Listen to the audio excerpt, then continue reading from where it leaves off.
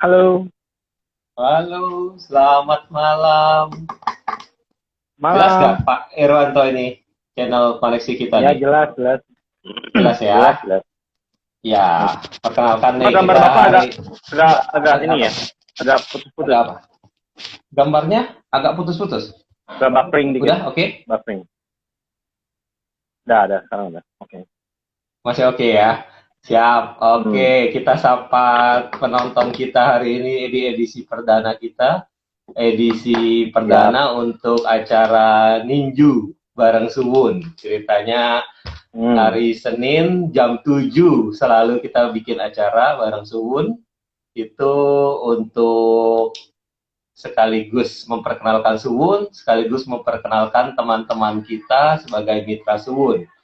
Kebetulan di edisi perdana ini kita kedatangan tamunya ini spesial guest. Spesial guest Bapak siap. Irwanto. Ini perkenalkan ya, ada Siap. Thank you. tampil saya di atas itu sebagai provokator dari Suwun, nama saya Andi, dan di bawah Siap. yang fotonya yang ganteng ini Bapak Irwanto, SH ya Pak ya, sebagai Ya, ya. mitra Suwun. Oke, mungkin teman-teman sedikit bertanya-tanya, ada yang belum tahu mengenai Suwun, ada juga yang tahu mengenai Suwun, tapi di acara kita kali ini bukan mengenalkan tentang Suwun, tapi kita hanya memberikan hint bahwa Suwun itu suatu aplikasi kita yang isinya adalah satu klik sejuta jasa. Jadi nanti Siap. mengenai Suwunnya sendiri itu apa, ya kita bikin edisi session tersendiri ya Pak Irwanto ya. Hari ini mah Oke. kita ngebahas ini Pak Irwanto, karena sesuai dengan tema kita nih Pak Irwanto, ya kan? Hmm, Mungkin kita juga hari ini ngobrol santai karena jam segini banyak teman-teman yang mungkin masih dalam perjalanan, terus kemudian ada juga yang sudah lagi makan malam di rumah, ada juga yang baru betul. aja sampai rumah dan sebagainya ya. Tapi kita Hmm, santai-santai aja biar kita juga ajak semua teman-teman, baik yang mau hanya sebagai listener mendengarkan saja maupun yang nonton kita berdua nih ngobrol di sini santai. Kita siap. ngobrolin sesuai dengan tema kita. Nanti Pak Irwanto mau kasih sedikit hint di mungkin teman-teman ada dapat dari kita punya broadcast acara yaitu How Do Hmm, You Trust Your Lawyer nih Pak. Kira-kira ya. bahasanya sedikit memancing katanya Pak ya. Jadi How Do You Trust Your Lawyer. Nah, profesi Pak Ya. Irwanto sendiri ini sebagai lawyer nih ceritanya nih. Nah, Siap. kalau boleh dikenalkan sedikit Pak Irwanto. Nah, mungkin kalau bahasa orang umumnya sama bahasa hukum atau bahasa tanda kutip pengadilan, bahasa-bahasa seperti itu agak-agak serem gitu. Orang nggak biasa dengar hukum takut gitu loh, Pak. Nah, kalau boleh Ya. diperkenalkan sedikit, lawyer itu kalau diartikan itu apa sih, Pak? Lawyer itu profesinya seperti apa gitu, Pak? Boleh ya, Pak ya? Ya. Boleh, boleh, Siap. boleh. Kalau gitu saya lempar Pak Irwanto deh yang jelasin sekarang. Ya, lawyer itu sebenarnya profesi profesi setara dengan penegak hukum yang lainnya, baik itu hakim, jaksa, kepolisian. Nah, kami itu sebagai penyeimbang. Jadi banyak orang-orang awam yang sebenarnya bingung, gitu kan? Apalagi kalau kena kasus hukum. Kaget, Nah, Pak. Shock. iya, advokat itu dalam undang-undang advokat itu intinya adalah dia profesi terhormat, officium nobile. Jadi dia diatur mengenai kode etik dan dari mulai pendidikan dan penyumpahannya tersendiri, gitu. Seperti itu. Jadi intinya Hmm, sama, advokat itu sama dengan profesi. Ya, gitu ya. ya, Advokat itu sama dengan lawyer, Pak. Artinya seperti itu, Pak. ya Kalau di sama, sama, bahasa Indonesia sama. ya. Ya sama. Lawyer itu kan penyebutan lainnya aja sama. Mm-mm. Betul ya, Pak ya. Ya, Kalau seperti itu betul ya. betul. Ya. Nah, kalau Mm. Pak Irwanto sendiri ini belajar untuk menjadi lawyer itu maksudnya seperti apa ini Pak? Jelasnya, terus kemudian mendapatkan istilahnya sebagai lawyer itu bagaimana prosesnya Pak? Ya, intinya gini, kalau background saya dulu kita untuk jadi lawyer adalah syarat utamanya satu harus sarjana hukum. Kebetulan saya dulu kuliah di Fakultas Hukum Universitas Indonesia. Setelah lulus itu kita harus diwajibkan mengikuti program khusus PKPA namanya, program khusus profesi advokat. Jadi di situ persiapan untuk ujian negara. Nah, ujian negaranya biasanya itu dilakukan setahun sekali. Jadi kalau tidak lulus berarti harus ngulang. Nanti ada sertifikasi tersendiri. Kebetulan dulu saya ikut di FHV Law Office. Kebetulan di Jakarta posisinya, ketemu sama guru-guru terbaik. Jadi mereka banyak kasih informasi dan pendidikan yang benar-benar kepakai untuk dunia aplikasi praktek lawyer. Karena dengan lulus sarjana hukum saja tidak cukup untuk kita praktek, karena semuanya itu belajar lagi. Jadi nggak lulus sarjana hukum langsung as a lawyer gitu ya Pak ya? Tidak bisa. Ada satu ujiannya tersendiri lagi ya Pak ya? Iya, karena gitu dia ya, nanti setelah lulus pun dia harus diatur bahwa ada yang namanya pelantikan. Minimum usia itu 25 tahun. Kebetulan dulu saya 23 tahun sudah lulus, namun harus menunggu. Jadi tidak bisa kita kapasitasnya sebagai lawyer belum gitu. Itu standar minimumnya berarti ya Pak ya? Ada umur usia itu ya Pak ya? Ya, standar minimum. Ada umur, ada hak fisik, jasmani, rohani, dan lain-lain. Adalah di undang-undang nomor undang-undang advokat. Gitu. Waduh, berat juga Pak. Lumayan Pak. Kalau untuk saya susah kayaknya Pak lulus ya. Bisa nggak lulus ini Pak. Nah, kemarin ada bisa ya Pak ya. Mudah-mudahan Pak. Ini ada beberapa teman yang justru sebenarnya nitip-nitip gitu Pak ya. Artinya pada saat kita suwun pengen bikin acara, terus kebetulan kita bertanya-tanya, kan ini salah satu mitra kita nih, Pak Irwanto, dan kebetulan di suwun sendiri bidang-bidang jasanya itu kan beraneka ragam nih Pak. Apa aja ada, semua ada jasa di suwun. Nah, termasuk Pak Irwanto join sebagai mitra suwun di kita ya Pak ya. Nah, jadi teman-teman yang membutuhkan jasa lawyer bisa mengakses via aplikasi suwun kita gitu Pak ke Bapak. Nah, cuman kemudian banyak pertanyaan gitu Pak ke kita, ke suwun maupun baik ke kita punya manajemen maupun langsung mungkin ke Bapak waktu itu nanya juga gitu. Kira-kira gitu Pak, kalau untuk pakai jasa lawyer itu gimana sih prosesnya gitu loh Pak? Kan kadang-kadang kita kalau kita mau istilahnya kalau ke bengkel gampang Pak, kita tahu bahwa kita mau perbaikin mobil terus kemudian kita ke bengkel seperti itu Pak. Nah, kalau untuk jasa lawyer orang ada perasaan gimana gitu ya Pak ya. Terus terang saya sendiri juga, saya misalnya berkaitan nih Pak, tiba-tiba saya kena berurusan dengan hukum gitu ya Pak ya, baik itu hukum polisi gitu, saya didatengin polisi, tiba-tiba saya berasa disalahkan dan sebagainya gitu Pak berkaitan dengan hukum. Nah, apakah itu bisa langsung kita hubungi Pak, halo Pak Irwanto, minta tolong atau bagaimana gitu Pak? Kira-kira ada prosesnya gitu? Ya, sebenarnya tergantung situasi dan kondisi saat itu yang pertama jawabannya. Jadi karena kadang yang namanya waktu, kita masing-masing punya waktu terbatas 24 jam satu orang. Nah, terkadang ada 1-2 hal mungkin lagi nggak sempat atau apa, tapi yang penting ada dikondisikan. Nah, syarat untuk memilih lawyer kurang lebih satu, cek track record-nya. Track record-nya seperti apa, bagaimana rekomendasi atau testimoni yang diberikan oleh klien-klien atau teman-teman yang kenal, yang pernah mendapatkan pelayanan servisnya. Jadi, dengan begitu setidaknya meminimalisir, karena lawyer ini sangat krusial posisinya, benar-benar penting. Kalau saya analogikan itu seperti jenderal perang, karena dia klien itu sebagai anggap raja atau ratunya di dalam satu kerajaan, yang mana dia harus memenangkan ataupun menjalankan strategi yang sudah dilaksanakan, bahkan last minute pun bisa ada perubahan. Jadi dituntut untuk bertindak dan berpikir cepat. Nah, jadi di situ benar-benar trust itu, kan topiknya malam ini trust ya, sangat amat diperlukan.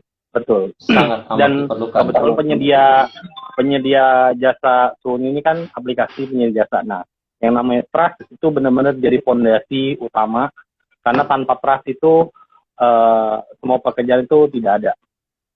Jadi apapun hubungannya, baik itu hubungan di dalam suatu keluarga, hubungan pertemanan, hubungan atasan bawahan, terlebih hubungan antara klien dengan lawyer, itu harus didasari dengan adanya trust yang sangat baik. Seperti itu. Pak, itu satu hal juga tuh Pak, mengenai trust nih Pak. Kan istilah kata kan mungkin kayak saya gitu Pak, saya nggak banyak kenal dari lawyer itu yang ada gitu kan Pak. Mungkin kayak tadi Bapak sebutkan, mention kita kalau sekarang kita bisa melalui aplikasi Suwun. Nah, kemudian ada juga yang melalui referral teman gitu ya Pak ya. Nah, kan kita ceritanya nggak terlalu dekat gitu loh Pak. How can we trust gitu Pak? Bagaimana kita start building trust-nya itu Pak? Apakah ada satu ikatan keterikatan hitam putih, atau apakah harus ada seperti apa sih Pak kita menjalin hubungan trust-nya gitu Pak? Dari lawyernya sendiri atau dari kitanya harus start bagaimana gitu Pak? Ya, yang paling utama adalah satu cara dia jadi gini, sebelum kita menandatangani perjanjian jasa hukum harus ada hitam putih, apalagi klien-klien yang belum pernah dikenal, track record-nya segala macam, kecuali memang sudah kenal baik, kenal dekat, karena yang namanya kesepakatan itu sebenarnya dengan secara lisan pun sudah terjadi satu kesepakatan. Dan terlebih kalau kita udah tahu track record orang itu baik, bagus, ya kan, tidak mengkhianati atau gimana. Nah, itu pasti kita bisa by lisan pun, by phone atau teks WA pun itu bisa saja terjadi kesepakatan. Namun kalau untuk klien-klien yang baru, alangkah baiknya memang harus ada hitam di atas putih untuk diatur hak dan kewajiban masing-masing pihak itu seperti apa. Jadi klien sebagai orang yang menerima jasa servis dari pengacara, karena pengacara itu kerjanya nggak bisa dipatok, misalkan kata 1-2 bulan selesai, kadang belum tentu. Yang namanya proses persidangan, yang namanya proses di kepolisian, itu kadang kita apa yang sudah kita ancang-ancang belum tentu terjadi seperti itu. Gitu. Jadi poinnya adalah satu, harus ada perjanjian tertulis. Yang kedua, untuk mencari tahu bagaimana track record-nya itu bagus, alangkah baiknya lawyernya diajak ketemu. Karena maaf, banyak lawyer fiktif juga yang mengaku-ngaku sebagai lawyer, ternyata bukan lawyer. Itu satu, mereka hanya koneksi saja, hanya istilahnya dalam tanda kutip ngerti untuk permasalahan hukum, ya kecenderungan jadi maklar gitu. Jadi kayak saya kata Markus gitu. Jadi hati-hati karena intinya untuk mencari tahu track record-nya seperti apa, ajak aja ketemu meeting misalkan 30 menit atau 1 jam, ya kan, nanti kan bisa diketahui benar nggak karena nggak cuma lawyer doang, lawyer pun harus tahu klien itu seperti apa gitu loh. Nah, itu yang tadi saya juga barusan mau tanya juga tuh Pak. Kan kesannya dari tadi Bapak bilang lawyernya harus begini, harus begitu gitu ya Pak ya. Pernah nggak nih kasus pribadi juga Pak Irwanto malah istilahnya dapat klien yang tanda kutip gitu Pak, error gitu? Yang error ada pengalaman beberapa, karena intinya gini, yang namanya kita kerja ketemu berbagai macam tipe orang. Kadang banyak juga yang istilahnya tanda kutip klien itu dia nuntut haknya saja, kewajibannya dilupakan. Karena terus ada juga yang istilahnya berbagai macam lah. Kalau memangnya kita sebutin kan itu kan negatifnya banyak ya kan. Tapi intinya adalah satu, balik lagi ke trust. Karena dengan trust itu nggak bisa dibangun dalam 1-2 malam. Karena trust itu harus benar-benar dibangun dari awal sampai proses berjalan, bahkan sampai akhir penyelesaian kasus pun itu trust itu memang sangat diperlukan sekali gitu. Jadi kadang bisa juga dari hubungan lawyer berlanjut jadi hubungan pertemanan. Nah dari situ kan banyak kenal-kenal orang-orang baru, terus kadang bisa kita kenal keluarganya atau teman-temannya, komunitasnya, seperti itu. Nah ini Kalau makanya terkait masalah, kalau terkait masalah klien yang error, katakanlah memang dia bersalah atau gimana ya, kita lihat apakah ada haknya atau kepentingan hukumnya yang bisa kita bela. Karena kita itu banyak orang ngomong lawyer itu tugasnya membenarkan orang salah jadi benar. Enggak. Sebenarnya enggak melulu tentang tersebut. Gitu. Jadi kita lihat haknya, benar nggak haknya itu dipenuhi atau tidak dilanggar seperti itu. Jadi balik lagi saat ini itu banyak istilahnya orang-orang yang apalagi kalau kita hitung ya, setahun mungkin 10.000 mungkin 10.000 sampai 20.000 lawyer baru. Nah, kadang mereka itu belum siap secara mental, secara jam terbang. Nah, itu sangat penting. Karena lawyer itu harus dituntut punya jam terbang yang tinggi. Apalagi ada advokat senior, saya sangat respect banget sama beliau, Pak Hotman Paris. Itu beliau kasih berbagai macam tips. Dia bilang jam terbang itu sangat penting. Jadi benar-benar seperti apa ya, pilot. Kalau pilot itu jam terbang yang diukur gitu loh. Jadi berbagai macam kasus apa saja yang sudah dia tangani, terus benar-benar di-handle itu dengan baik. Terus kita juga biasanya kerjanya juga bukan kerja individu tapi kerja tim seperti itu. Seperti itu. Lumayan juga ya Pak ya kerjanya seperti itu Pak. Nah tadi Pak Irwanto ada bicara membenarkan yang tanda kutip salah nih Pak. Bisa Pak kalau lawyer? Oh tidak. Bisa seperti itu? Nggak bisa? Tidak. Justru tadi yang saya bilang, lawyer itu officium nobile, profesi terhormat. Mungkin itu orang lihat dari luarnya saja, tidak lihat inti kasusnya itu seperti apa. Karena gini, pekerjaan lawyer itu tidak bisa diukur sama misalkan gini. Kadang orang analogin sama kontraktor atau tukang bangunan. Oh kerja mesti 7 hari, bangunan harus sekian, tingginya, panjangnya harus sekian. Enggak. Kadang lawyer yang senior pun atau yang memang sudah cukup jam terbangnya, dengan dia memberikan 1-2 surat yang benar-benar sifatnya itu sangat krusial dan penting, itu bisa selesai. Nah, kadang ada orang-orang tertentu sendiri yang tidak menghargai itu, gitu loh. Ada analogi, kadang dia butuh waktu 30 tahun untuk bisa mengerjakan sesuatu hanya dalam waktu 30 menit atau 1 jam. Seperti itu. Jadi kadang nilai value itu. Misalnya nih Pak, dalam posisi satu klien yang istilahnya Bapak baru kenal, terus kemudian dalam posisi bahwa klien itu sulit untuk dibela karena memang dia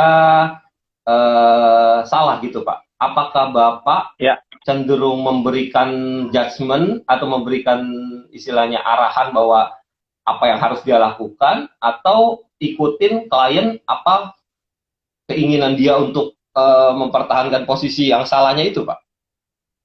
Atau Bapak lepas gitu Pak kira-kira? Ya, pertanyaannya bagus. Balik lagi tergantung situasi dan kondisi. Jadi balik lagi situasi dan kondisi saat tersebut. Kalau memang bersalahnya dalam kasus apa dulu nih? Perdana atau perdata kah? Intisarinya adalah satu, harus gentleman. Harus gentleman kalau memang salah, karena lawyer itu harus dia tahu sisi dua sisinya, ibarat koin. Jangan cuma lihat dari sisi sebelah atasnya, atau telapak tangan lah. Telapak tangan kita ada warna hitam dan warna putih. Jadi kalau kita klien itu menceritakan hal-hal positifnya, halnya baiknya, oh saya dimakan orang, oh saya ditipu ini segala macam. Ada baiknya digali juga apakah ada informasi ataupun hal-hal yang dia sembunyikan atau dia belum ceritakan atau dia lupa ceritakan. Nah, itu dari sisi sebaliknya. Itu satu. Kedua, kalau memang bisa dipertemukan, misalkan contoh kasusnya apa? Menabrak seseorang. Misalkan tuh memang kondisinya salah atau lalai, ya kan? Itu ya harus gentle. Pertama harus diakui, terus minta maaf, ya kan? Terus kalau bisa dimediasikan. Karena lawyer juga fungsinya nggak cuma perang di medan persidangan gitu, medan perang gitu loh. Tapi dia juga bisa bertugas sebagai orang yang membawa pesan untuk mediasi. Memang bukan sebagai mediator. Kalau mediator tuh ada aturan tersendiri dan itu biasanya dia ada profesi tersendirinya seperti itu. Gitu. Berarti nggak serta-merta mati-matian pokoknya belain klien gitu ya Pak ya? Iya, enggak. Nah, ini saya dapat titipan pertanyaan lagi nih Pak dari WA audiens kita nih Pak. Ternyata lumayan banyak Pak audiens kita hari ini. Padahal kelihatannya Suwun belum terlalu siap untuk acara ini karena publikasinya kurang lama gitu Pak. Jadi acara yang cukup mendadak. Ya, nggak apa-apa. Nggak apa-apa ya Pak ya. Nah, ini boleh dijawab, boleh enggak sih Pak pertanyaannya Pak? Kalau untuk lawyer itu cara perhitungan tarifnya bagaimana Pak katanya Pak? Oh iya, jadi lawyer itu intinya kalau kita sederhanakan ada 5 kategori fee. Pertama fee konsultasi yang dibayar tiap jamnya, itu satu. Waduh, tergantung. Pak, saya jangan ditagih dulu ya Pak ya? Enggak ya Pak ya, hari ini enggak ya, free. Itu yang pertama, ya. Yang kedua, itu kalau konsultasi per jam itu biasanya tergantung senioritas dan jam terbang lawyer tersebut. Karena masing-masing itu biasa beda-beda. Karena lawyer itu sebenarnya terbagi jadi 2, litigator sama non-litigator. Non-litigator itu biasanya corporate. Dia ada di belakang meja, perusahaan, segala macam. Nah, balik lagi ke tentang fee. Setelah lawyer konsultasi fee yang dibayar per jam itu, yang kedua adalah ada operational fee. Operational fee itu biasanya biaya-biaya yang dikeluarkan ketika menghandle satu kasus. Misalkan itu termasuk di dalamnya akomodasi, transportasi, konsumsi, segala macam, sampai telekomunikasi. Terus ada juga yang namanya professional fee. Professional fee itu biasanya dibayar ketika seseorang itu memang ada tarif-tarifnya sendiri, tergantung dengan ketenaran dan value-nya juga. Terus yang terakhir ada namanya success fee. Keempat. Tapi tadi kan saya bilang 5. Kelima itu ada yang namanya retainer fee. Nah, kalau success fee itu, kalau biasanya diperjanjikan setelah dia memenangkan atau puas lah kliennya, seperti itu. Dengan hasil kerjanya. Kalau retainer itu biasanya fee berlangganan. Misalkan untuk preventif, biasanya ada baiknya ada konsultan hukum yang misalnya membantu gitu. Seperti itu ya Pak ya. Ya. Nah, itu dibicarakan di awal gitu Pak. Maksudnya pada saat membicarakan ketemu lawyer, terus kemudian pada saat ketemu udah harus bayar atau nanti ketemu baru bicarakan yang 5 item fee itu Pak? Nah, biasanya tergantung kesepakatan. Kalau memang ada orang-orang yang misalkan dibayar ketika dia per kali dia sidang misalkan, per 1 kali kunjungan sidang, misalkan itu ada juga tergantung kesepakatan. Ada juga yang namanya lamsam. Lamsam itu fee global di luar success fee biasanya. Itu termasuk consultation fee, professional fee, dan operational fee. Itu namanya lamsam. Jadi dia itu diglobalin, misalkan sekian nilai fee-nya itu biasanya, misalkan contoh yang sederhana kasus perceraian. Misalkan kasus perceraian 6-9 bulan selesai, dari mulai sidang pertama, draft gugatan, daftar gugatan, lalu sampai ke sidang pembuktian, sampai putusan. Setelah putusan itu nanti kan perlu ke catatan sipil untuk dibuat akte cerainya. Nah, misalkan itu dibuat lamsam. Nah, kalau lamsam ya tinggal disepakati nilainya. Sekian misalkan. Nah, itu biasanya tidak ada lagi yang namanya consultation fee, Tidak ada yang lagi namanya operational fee, itu udah include di dalamnya, dan biasanya itu bisa dikontak sesuai dengan perjanjian sama lawyernya 7 kali 24 jam kah, atau hanya di jam-jam kerja, seperti itu. Jadi semuanya istilahnya sudah ada pembicaraan atau bisa dibicarakan gitu ya, Pak Irwanto ya? Betul. Ya. Gitu ya. Nah, ini ada audiens kita lagi nih, Pak. Ini pertanyaannya dahsyat sih, Pak. Ya, izin tanya katanya, seandainya lawyer A tidak kooperatif, bagaimana prosedur untuk mengganti kuasa lawyer A tersebut, Pak? Terima kasih. Ini ada dari audiens kita nih. Nanya seperti itu, Pak. Ya, intinya satu, ketika lawyer A tersebut tidak kooperatif, alangkah baiknya hak dan kewajibannya itu sudah dipenuhi, sudah selesai, dan sudah setidaknya tidak ada lagi sangkut paut terkait masalah fee maupun berkas. Karena berkas asli biasanya dipegang sama lawyer tersebut. Jadi harus ada penarikan berkas, ada baiknya kalau ada tanda terima ya ditunjukkan tanda terimanya.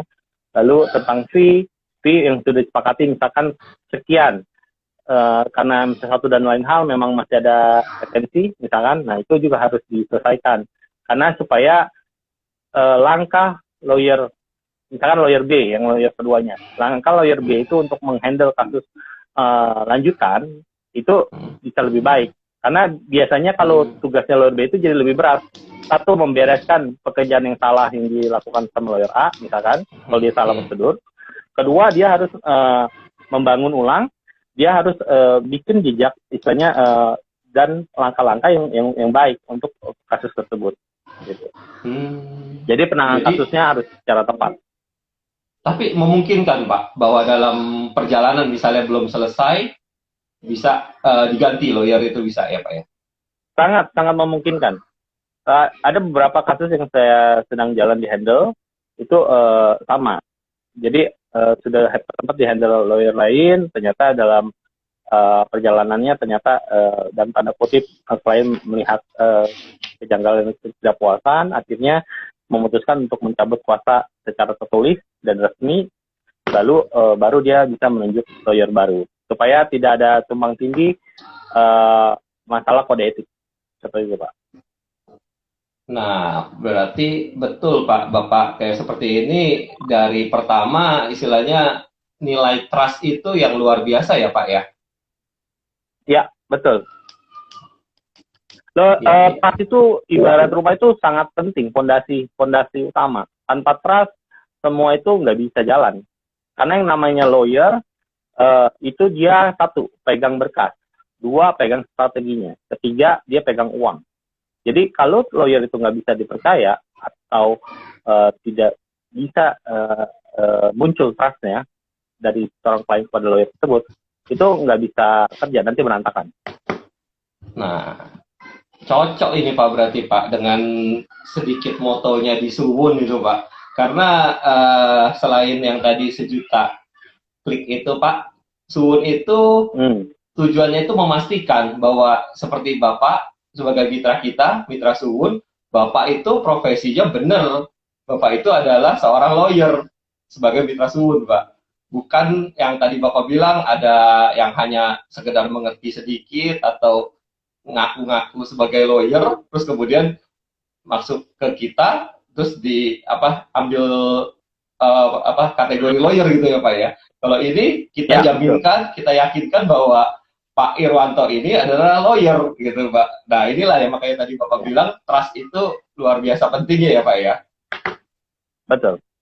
Karena seorang lawyer juga selain dia ini, banyak orang jual penampilan, hanya topeng. Istilahnya dari penampilan dia, dari mulai misalnya aksesoris yang dia pakai, ataupun misalkan kendaraan dan lain-lain. Itu sebenarnya hanya tersier. Itu hanya tersier. Primer dan sekundernya adalah satu, trust-nya dulu. Trust-nya dulu, lawyernya, apakah lawyer tersebut bisa diandalkan, itu satu. Kedua, bisa dipercaya atau tidak. Ketiga, masalah komunikasi yang berjalan dengan baik. Dan biasanya ada juga yang namanya transparan, kejujuran, seperti itu. Karena balik lagi, yang seperti tadi saya sudah bilang, lawyer itu ibaratnya panglima perang di dalam satu medan pertempuran. Dia bawa pasukan, bawa senjata, bawa amunisi dan lain-lain. Jadi fungsinya itu apa ya, perkara yang dialami oleh klien, dia harus misalnya dituntut untuk gimana caranya mendapatkan solusi terbaik.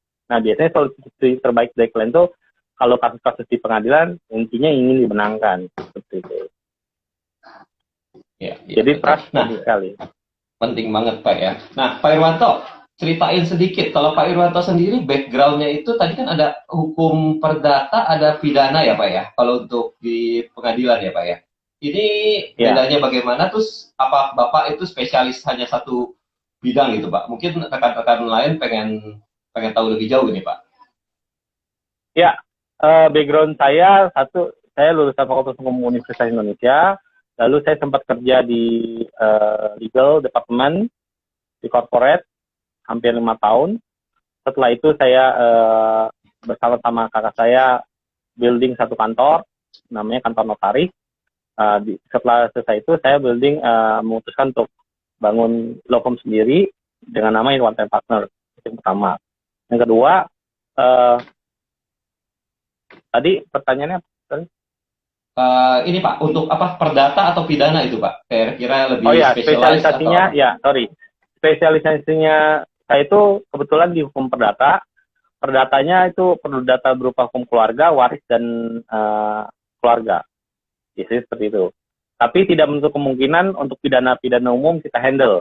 Seperti kasus penipuan, penggelapan, seperti itu. Tindak pidana pencucian uang, seperti itu. Karena kita punya pengalaman untuk handle tersebut, dan biasanya gini, ada kasus-kasus yang memang dari awal saya tolak. Contoh, kayak kasus pembunuhan, kasus pemerkosaan. Nah, itu biasanya kita tolak. Gitu. Nah, kenapa ditolak, Pak? Nah, pertanyaan nih, Pak. Ada yang jadi bingung, Pak. Kenapa ditolak, Pak? Ya, karena yang namanya lawyer itu kan bicara masalah hati nurani.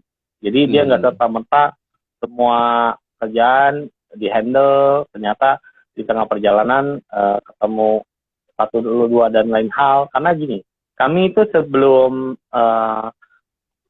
memutuskan untuk signing tanda tangan dan perjanjian jasa hukum, biasanya kita itu akan analisa dulu kasus tersebut, analisa dulu tentang kliennya. Jadi biasanya kita analisanya dengan diagram SWOT. Jadi strength-nya apa, weakness-nya apa, opportunity-nya apa, hambatannya apa, treatnya. Jadi biasanya kita akan analisa. Jadi dari awal pun kita kurang lebih bisa memprediksi, kurang lebih ini kita lancar atau gimana, atau ada kendala di mana, seperti itu Pak. Tapi ada kemungkinan ya Pak ya, kalau misalnya nih Pak ya, ada yang membutuhkan sekali bidang yang tadi Bapak tolak itu tetap bisa Bapak jalanin gitu Pak ya? Tidak tergantung situasi dan kondisi. Ya, tergantung situasi dan kondisi saat itu, apalagi siapa juga yang mengalaminya. Terlebih kalau memang keluarga sendiri kan pasti kan kita prioritaskan. Jadi kan ada skala prioritas. Ya, ada teman-teman tersendiri juga kita bisa prioritaskan. Gitu. Ya, sip. Terima kasih nih Pak Irwanto, luar biasa. Ini Pak Irwanto bergabung dengan Suwun sebagai mitra Suwun itu sama dari awalnya Suwun berdiri. Jadi memang ya kebetulan salah satu yang ada di CEO di Suwun juga baik dengan Pak Irwanto, sehingga Pak Irwanto juga rela waktunya nih di sini sebagai lawyer yang kalau kita hitung harusnya hitungan per jam nih, tapi ya sekarang udah dapat free dulu nih, dapat konsultasi gratis dari Pak Irwanto ya. Iya. Ini saya sampai geser jam meeting nih sama klien nih. Waduh, ampun Pak. Iya. Teman-teman biasanya cari waktu kalau sama lawyer susah, apalagi minta sejam lagi Pak ya. Waktunya panjang gitu. Iya, nggak apa-apa. Biasanya itu sebentar dulu, udahan. Bentar, sorry gua ada klien gitu ya Pak ya. Oke, nih ini pertanyaan dahsyat nih Pak ya, ada pertanyaan dahsyat, dia teks ke saya, teks ke kita ya kan. Pak, katanya itu rahasia umum kalau misalnya antara lawyer di depan klien itu terlihat berkelahi, tapi di belakang klien antar lawyer tersebut malah ngopi bareng gitu Pak. Nah kalau Pak Irwanto nanggepin hal fenomena seperti itu, apakah memang itu that's the something usual atau itu nggak benar atau bagaimana nih Pak Irwanto melihatnya Pak? Jujur kalau kami dan tim tidak terbiasa seperti itu. Kami biasanya dari awal tuh kasih satu jaminan. Satu, kami tidak akan mengkhianati klien. Yang kedua, kalaupun tentang masalah nilai atau angka fee, misalkan di perjalanan kita kurang, lebih baik kita ngomong sama kliennya.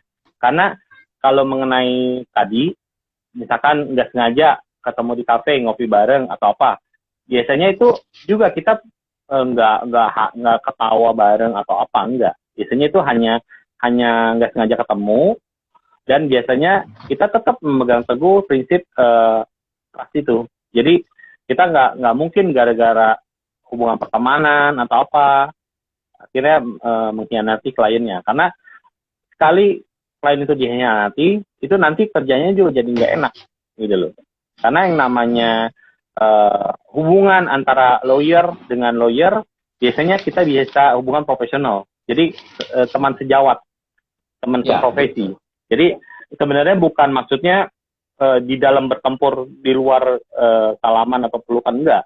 Itu mungkin ada oknum-oknum, tapi nggak bisa saya langsung judge seperti itu, karena itu tergantung lagi situasi dan kondisinya itu seperti apa. Apakah benar dia memang udah kong kali kong atau disetting atau segala macam. Karena sekali lagi apa yang muncul di permukaan belum tentu gitu loh. Karena sekali lagi balik lagi ke hubungan antara lawyer dan kliennya itu seperti apa. Karena trust dalam hal ini itu sangat penting. Karena dengan dia bisa menjamin statement dari awal dia tidak bisa mungkin mengkhianati, jadi ada satu ketenangan di dalam hati dan batin dari si kliennya ataupun keluarganya ataupun pasangannya. Karena biasanya kita kalau handle satu kasus itu pasti akan berhubungan sama kalau sudah menikah suami dan istrinya gitu loh. Seperti itu. Ya, dan yang pasti juga kan ya gimana pun kita hidup di lingkungan seperti begini, biasanya word of mouth itu luar biasa ya Pak ya, dari rekan, dari teman. Betul. Sekali ada sesuatu yang istilahnya menyimpang malah jadi satu presiden buruk, jadi satu publikasi yang luar biasa buruk ya gitu ya Pak ya. Betul, setuju. Ya. Jadi ya, makanya namanya lawyer, ya betul. Betul ya Pak ya. Nah, gimana Pak? Lanjutin Pak. Tadi ada Pak Irwanto. Oh ya, tadi terkait sama presiden. Jadi saya mau sharing sedikit info. Dulu saya pernah dapat satu quotes bagus banget. Warren Buffett dia pernah ngomong kenapa dia bisa cepat jadi orang kaya nomor 1 di dunia. Dan dia sama Bill Gates. Dia bilang cukup punya 2 sayap. Satu sayap kirinya adalah sayap finance-nya yang kuat. Jadi dia mau beli apapun dia punya uangnya dan dia tidak tipu orang atau tidak bohongin orang. Sayap kedua adalah sayap kirinya. Sayap kirinya tadi finance, sayap kanannya adalah legal. Legal ini sama dengan lawyer-nya. Jadi ketika dia mau beli sesuatu barang atau mau building satu hubungan dengan orang atau mau beli satu perusahaan. Nah, biasanya itu dia akan periksa dulu, due diligence dulu, seperti apa.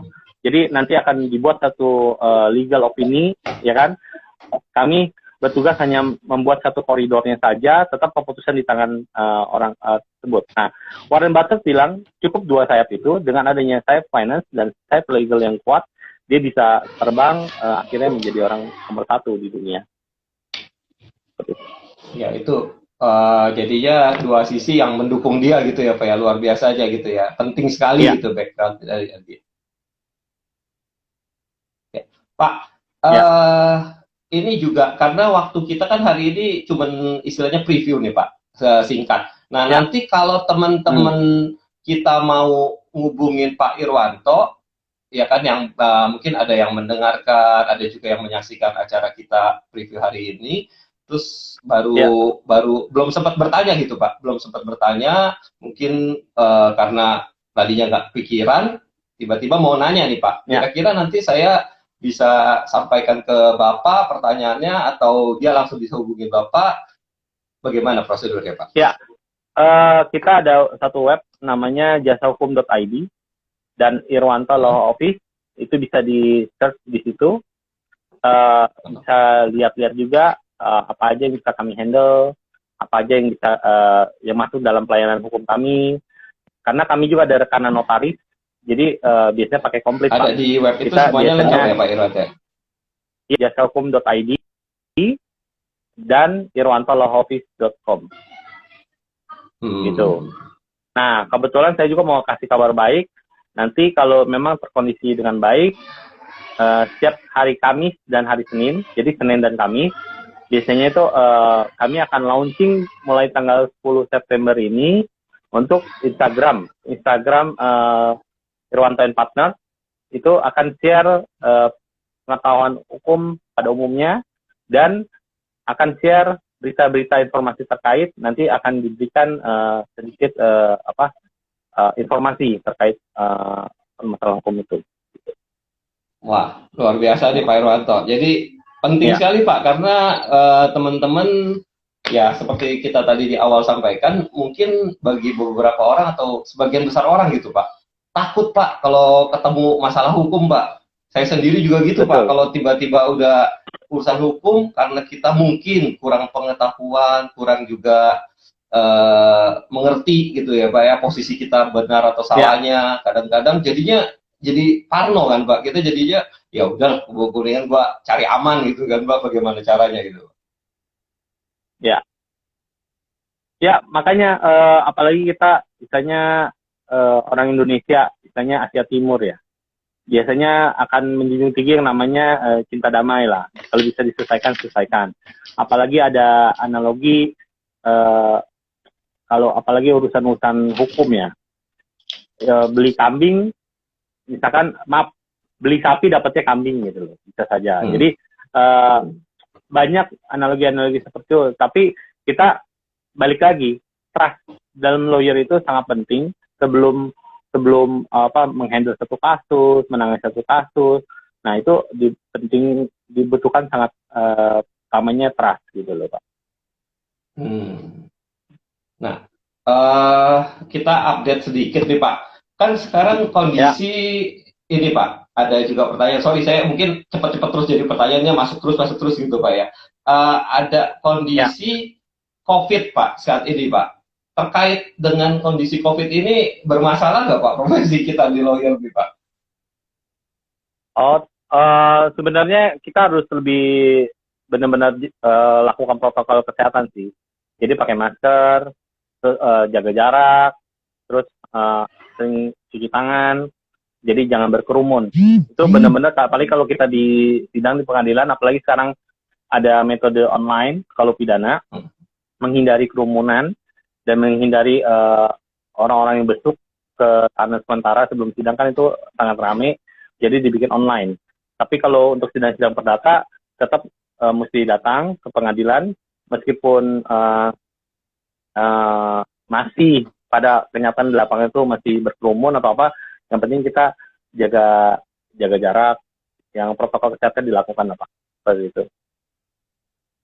Kalau dari dan setelah pulang sisi, dari Pak Irwanto sendiri ya, kesulitan nggak Pak? Ya biasanya Gimana, sih Pak? awal-awal agak kesulitan karena kan biasanya kita sidang nggak pakai masker, sekarang jadi pakai masker, itu kan pengap ya, jadi seperti itu. Tapi untuk Bapak ketemu dengan klien-klien malah jadi lebih sulit ya Pak ya? Karena jarang ketemu atau bagaimana Pak?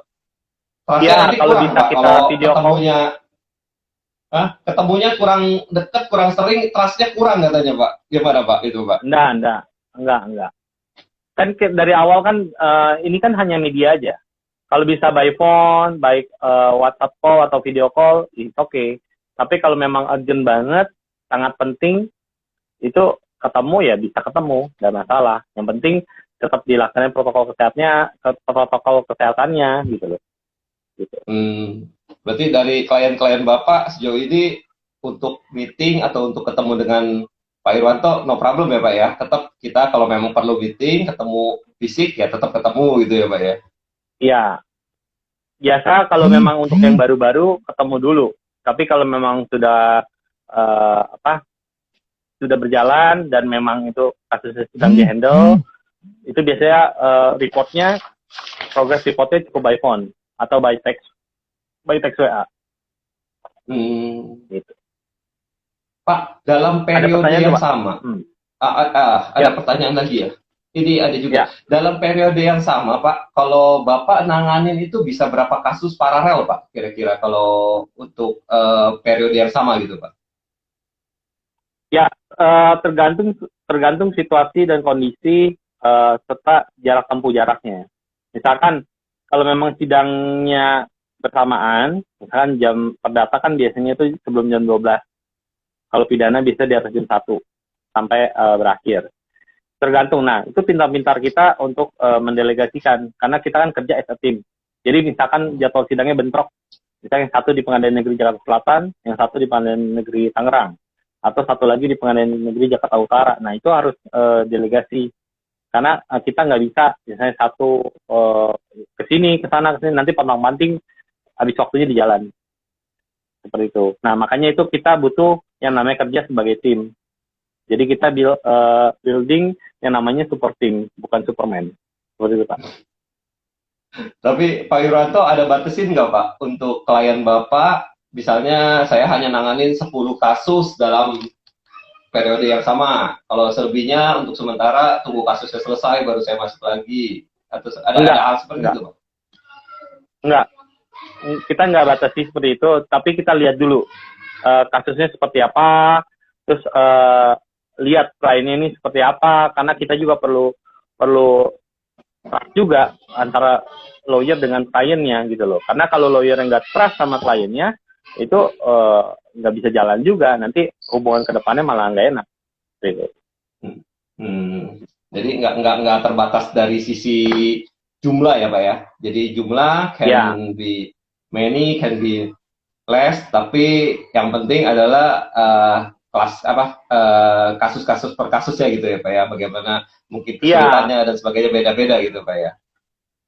Betul, tapi paling penting adalah kondisi jaraknya. Kalau memang kita misalkan perlu sidang misalkan di Balikpapan atau di Bali gitu kan, itu tentu kita harus prepare waktu. Misalkan kalau memangnya perlu kita turun langsung ke sana, berarti kan 1-2 hari itu harus diluangkan buat di sana gitu loh. Jadi kita harus kalau bisa jangan dikorbankan, kita bisa delegasikan ke tim kita yang lain untuk tetap kasusnya secara paralel itu jalan on track gitu loh Pak. Karena kasus jalan on track itu biasanya kita follow up-nya itu macam-macam. Kalau memang kita udah misalnya punya banyak teman di dalam satu komunitas, misalkan di pengadilan, kita dikenal baik, track record kita juga bagus, kita juga mau berteman dengan baik. Misalkan ya kita minta tolong sama tim kita untuk pantau. Nah biasanya dia itu setidaknya apa yang tidak menemukan satu kesulitan. Biasanya kita misalkan sama security, sama tim honorer di sana, kita misalkan biasa ya kalau itu istilahnya traktir mereka makan atau gimana ya, itu kan istilahnya membangun gitu loh. Biasanya kita kalau cukup tanya-tanya info yang memang sifatnya krusial yang cukup mereka bisa bantu, kita bisa bantu. Gitu. Tadi Bapak bilang misalnya ada kasus di luar kota. Jadi Pak Irwanto nanganin juga ya Pak ya? Kalau untuk kasus sampai ke luar kota atau luar pulau gitu ya Pak ya? Iya, kita kan advokat itu punya dua kartu utama. Satu kartu berita acara sumpah. Yang kedua kartu advokat yang dikeluarkan oleh biasanya organisasi advokat. Biasanya sekarang ini lagi dibuat induk Pradi namanya, Perhimpunan Advokat Indonesia. Nah itu yang biasanya dia punya wewenang untuk memberikan satu kartu dan mengangkat orang menjadi seorang advokat. Nah biasanya kalau kita handle kasus-kasus di luar pulau, kita itu bisa juga, karena kita advokat itu berbeda dengan yang namanya notaris atau PPAT. Kalau PPAT, dia per wilayah.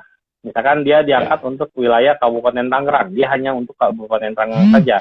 Namun, pada praktek di lapangannya, biasanya dia pakai rekanan. Dia pinjam covernya, atau gimana, teknisnya tetap dia yang handle, seperti itu. Ya. Kalau lawyer berarti general ya Pak ya, per satu Indonesia. Kalau luar negeri bisa juga Pak? Luar negeri tergantung. Dia sistem hukumnya itu sama nggak sama yang kita punya. Karena kita itu peninggalan Belanda, itu biasanya pakai common law. Ada juga yang Inggris itu Anglo-Saxon. Kalau Anglo-Saxon kita nggak bisa. Ya biasanya itu yang pakai juri, yang kayak di Amerika, terus hukumannya itu bisa dikumulatifkan, bisa kadang orang bisa dihukum bisa ratusan tahun. Nah itu biasanya pakai sistem Anglo-Saxon. Tapi kalau kita mau bahas detail itu panjang Pak. Jadi baiknya kita balikin lagi ke topik kita, trustnya itu, gitu Pak. Betul. Nih, ini pertanyaan dari kita punya audiens nih Pak. Ada yang nanya. Ya. Tanya dong, kalau untuk kasus perdata, prosesnya bagaimana dan bisa berapa lama sampai ke keputusan? Kalau kita menang dan pihak lawan tidak sanggup bayar, bagaimana ya? Apakah kita hanya menang di atas kertas? Thank you sebelumnya. Ya. Terima kasih, pertanyaannya bagus banget nih. Untuk kasus perdata, prosesnya itu kalau yang sederhana bisa selesai dalam waktu 6-9 bulan. Balik lagi tergantung situasi dan kondisi. Karena biasanya kalau kita memang ada kasus-kasus tertentu yang butuh first take. Kalau first take itu tanpa dihadiri oleh lawan, itu biasa bisa 10-15 kali bolak-balik. Tapi kalau kasusnya udah nggak sederhana, misalkan kasusnya itu apalagi ada lawyernya ngeyel, terus dia bikin strategi yang ngulur. Misalkan panggilan pertama dia tidak hadir, panggilan kedua dia tidak hadir, panggilan ketiga dia baru hadir. Nah itu kan berarti kan kita diulur tuh. Itu diulur berarti kan operasional dan cost kita kan bengkak jadinya, ya kan? Apalagi kalau misalkan kita perlu, misalkan ada sidang katakanlah di Bali. Nah, harusnya kita schedulekan dalam waktu 6 bulan selesai, itu bisa molor jadi 9 atau 12 bulan gitu. Karena itu memang harus dijalanin seperti itu. Nah, untuk masalah waktu biasanya kita pakai range gitu loh. Karena kita nggak bisa kasih patokan yang pasti. Karena mulai dari kalau kita sebagai penggugat ya posisinya, dari mulai masuk daftar gugatan sampai dengan panggilan sidang pertama, mediasi, itu saja bisa makan waktu 1-2 bulan. Lalu berlanjut ke pembacaan gugatan. Terus lalu kalau itu lawyer lawan yang menjawab, berarti ada jawaban. Ada replik, ada duplik, ya kan? Lalu ke pembuktian surat, pembuktian saksi, lalu kesimpulan, keputusan. Nah, itu aja dari katakanlah 10-12 agenda yang kita sudah schedulekan. Kalau katakanlah kali 2 kita bolak-balik gitu kan. Itu udah 24-36 kali. 2-3 kali.